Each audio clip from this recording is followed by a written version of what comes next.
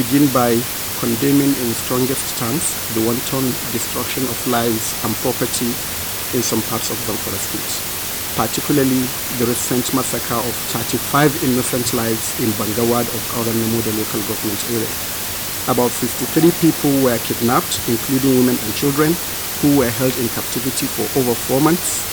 Families, we are also sending our condolences to the people of Waramu in Anka local government area, whose village was completely burnt down and who were turned to internally displaced persons overnight.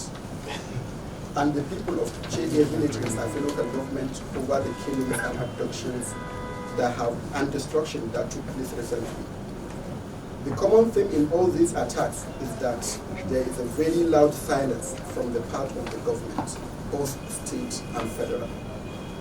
A disturbing trend of government neglect. The attacks in Zamfara State have escalated alarmingly, with a more notable increase in frequency and devastation. For example, Fegi Mahe village in the local government was completely ransacked, with over 5,000 people displaced. Also, 11 communities in Bukim local government with over 50,000 people were displaced. One of the victims of those communities is seated by my immediate right here. In a case of an emerging trend in Zulmi local government, a levy to be paid in gold was imposed on 4 communities by the bandits. Unfortunately, despite all this, the federal government's response has been grossly inadequate, characterized by a lack of genuine commitment and consistent effort to address the crisis.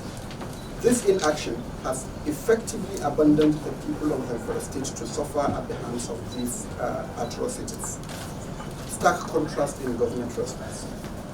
The disparity in the government's response to similar crises in other states is very striking. While states like Benue, Plateau, and Borno have received prompt attention and support from the presidency, Zamfara State has been conspicuously ignored. The absence of meaningful support, condemnation, and recognition from the federal government underscores the vulnerability of Zamfara citizens.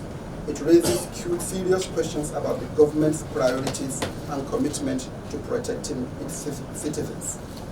Unacceptable silence.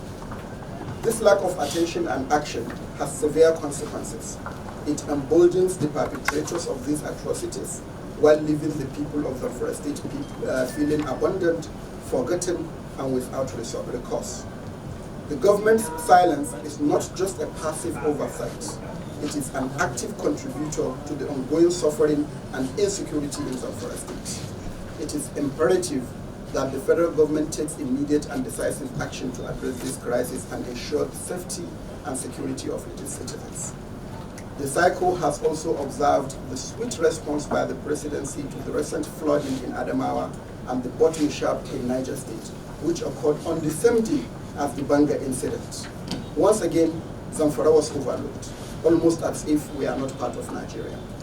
The cycle wants to state unequivocally that President Bola Tinubu, by his action or inaction, has abandoned the good people of Zamfara State, despite the contribution the state gave him during the 2023 general elections as one of the only 2 states won by his party in the northwestern region with over 298,000 votes.